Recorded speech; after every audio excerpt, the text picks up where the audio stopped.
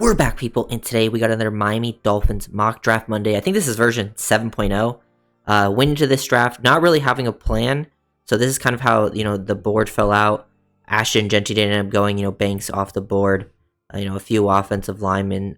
So definitely interesting. Like Armand Mambeau, Will Campbell went pretty early. Will Johnson gone. I feel like if the board goes like this, it's not the greatest thing for Miami. Obviously, for me, I would probably just stick here and take Tyler Warren, but I don't think the Dolphins are going to do that. Ashton Jeanty's there. That's interesting. I don't think the Dolphins will do that either. Tyler Booker. Their top options are guys I just don't see Miami taking. Maybe Malachi Starks, but I do think safety is one that's, not a huge, priority for Miami, but I could see them still end up taking one like him or Nick Emenwari, even though I wouldn't take Emenwari. I haven't done any trades yet, so I might do a trade here. So we could do pick 13 and pick 98 for pick 20 and pick 39. That's interesting. Then pick 13, pick 135 for pick 25 and pick 58, and then a next year's second. I think that seems better, actually, but I don't get to use that next year's second. I probably would do that if I could draft for next year, but for this exercise, it doesn't help too much. And then this one, pick 13 for pick 27, 59. I don't want to go too crazy, and this feels like pretty realistic, so I'm going to do a trade. I haven't done any trades. We go back to pick 20. We lose our third round pick, but we get another second. So I kind of want to see how that plays out. I'm not a huge fan of doing trades in mock drafts usually because they're pretty unrealistic. But I just want to test this one, see how it ends up playing out. So we're going to accept that one from the Bears. Go down to pick 20. Bears are trying to continuously trade up. We're going to hide that. Okay. Wow. So Ashton Jeanty still on the board. Very, very interesting. Who went off the board in that time? Emenwari, Starks, Tyler Warren, some names there that you miss out on. But here, I feel like if you're 20, Jeanty would actually be interesting. I still don't think I would do that. Love Golden, Derek Harmon. I kind of want to go D lineman because I feel like the Dolphins D tackle is very big option. I think Jahdae Barron would be great here, but I think I took Barron in the last mock, so I kind of don't want to do that at this point in time. So we're gonna go here. And then we have some D lineman options. You have Derek Harmon, Tyleik Williams, Walter Nolan, and Kenneth Grant. Those are the four kind of, I think, in potential play. And for me, I think Tyleik Williams, I don't know. I don't think I would take him here. I like him a lot, but he's more of a second-round guy. Walter Nolan has some character concerns. So to me, it's really between Derek Harmon and Kenneth Grant. And I think Miami will like both of these guys. I think they both fit the scheme. Both have differing skill sets, but both really good athletes for their size. Derek Harmon, 6'4", 313, and just got better and better, and he would be like an explosive 3-tech. But I think someone that might be able to complement Zach Sealer a little bit more, and I think the Dolphins will really like Kenneth Grant. I'm trying to do this one, I think, keeping the Dolphins more in mind, and I've seen Kenneth Grant more and more mocked to Miami, and I do prefer him in a trade back. In a trade back, I would be much happier than taking him at 13, even though him at 13 wouldn't be bad either, but I'm going to go Kenneth Grant. Big boy, moves super well, has super high upside. Like he's a guy I think is going to be a very solid pro for like a solid 10-year pro, especially like as a run defender, and then that could potentially develop because he has the athleticism to be an impact. I think on some pass rushing downs, like he shows the flashes of it at least. So I'm gonna go Kenneth Grant. Just kind of want to roll that way. And now we have pick 39. We could go back 5 spots. Like I would do this in real life. If this was offered in real life, go back 5 spots and get a third next year. But I mean, it doesn't really help you in this fake mock draft scenario. So we're gonna go back to all. In this simulator, we probably would have been able to get Grant at 39, but I don't think that's realistic. So I just ended up taking him. Some top D linemen still on the board. Amarian Hampton, Xavier Watts, Benjamin Morrison. Okay, so this is interesting. Still some good options here, but I think I'm leaning the Notre Dame guys, and both are pretty big needs, safety and corner. But I think Watts I like slightly more, and he's not coming off the injury, and he's just like one of the smartest players in the class. Like he's a supercomputer back there, man. Like he reads things, knows what's going on. So I'm gonna take Xavier Watts. We roll down to 48. Still have a chance at certain players. Now, you filled 2 needs. You filled 2 of those guys. Taking Xavier Watts and Kenneth Grant. And now when you're at 48 here, like since you did a trade back and have potential to do that, and we're not gonna have a pick till the 4th, which is not too far behind that 98 pick we just traded away. we have to decide, do we want O-line or corner? And I see Savanaya there, and it would be a good pick for Miami. And then corner would be Thomas. I think I'm going to go Savanaya. I think you just get a plug-and-play guard for you. Maybe more of a right guard, so James Daniels would have to slide over to left guard. But I think, you get a bully, a guy that tested pretty well athletically, better than I think expected. And I think he just would look better on the interior than he would on the outside. So I'm going to go with Savanaya. And we're not going to have a pick here for a while, so we did end up kind of avoiding corner, which is like, it's one of the positions is probably going to end up being ignored. I don't think corner will actually be in real life. I think corner is one they would probably go after in the first 2 rounds. Just sort of that's how the board fell in that situation. So avoiding trades there. Jalen Royals at 116 is actually super interesting. See, this is a situation where I'm talking about BPA, because some people say like, oh, you don't need it, like, because BPA can happen in any round. And like, yes, I went BPA early on in a lot of spots, in my opinion, but I went at positions of need for BPA.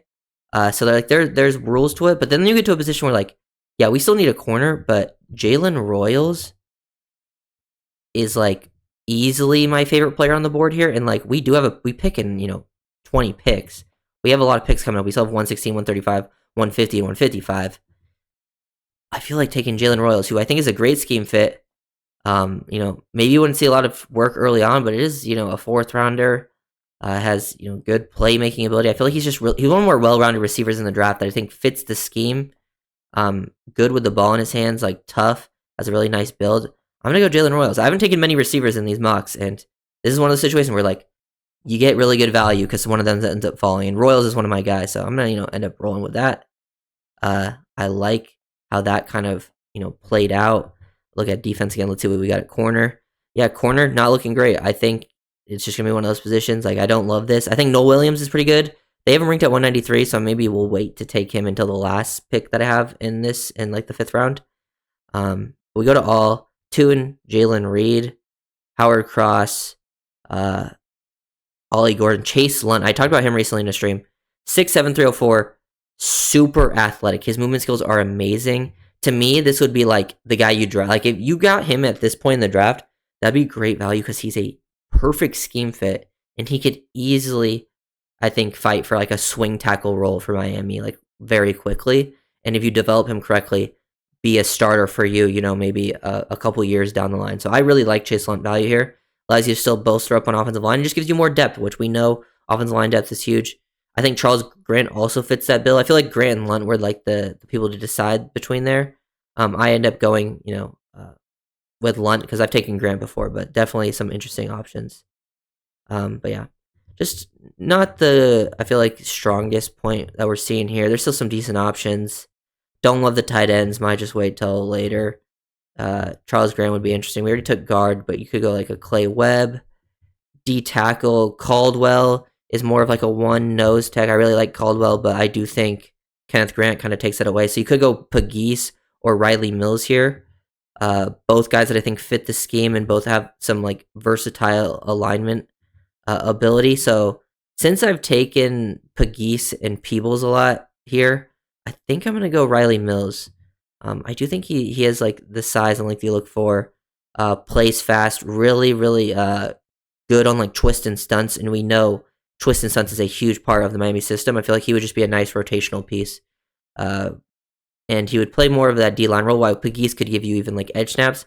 I'm just going to go Riley Mills just to kind of mix it up, give some different looks in this situation. So since we haven't gone corner, I think we have to go corner. I don't know why they have Noel Williams rated this low.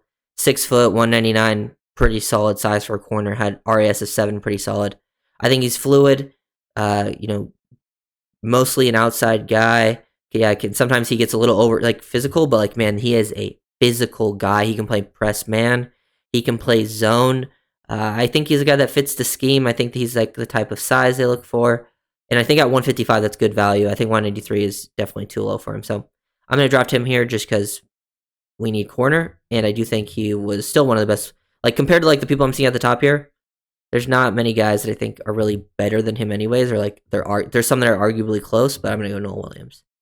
And then we roll to the 7th. See how the 7th round plays out. We got an interesting draft here. We got trade back. We clearly got our starting D lineman. We got a guy who's going to start at you for safety.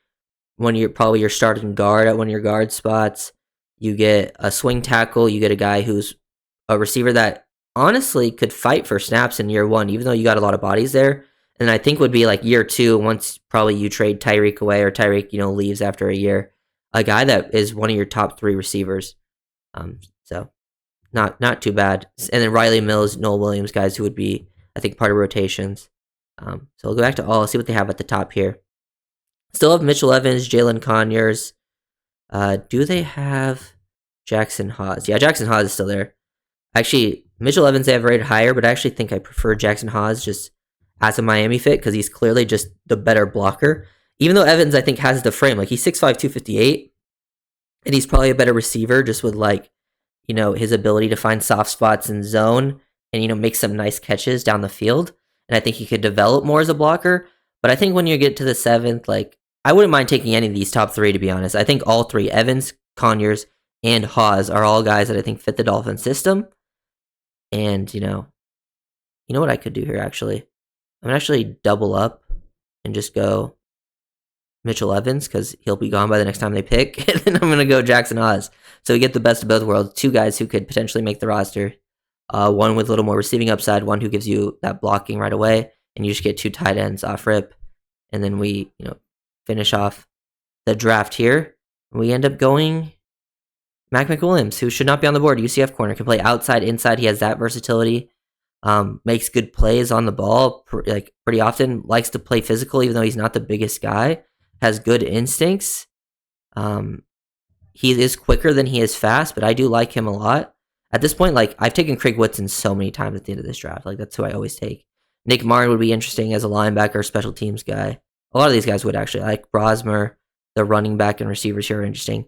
I'm going to go Mac McWilliams because, honestly, those are two corners that I took, the Noel Williams and Mick Williams, that I actually think could potentially, work out for you. So definitely an interesting draft here.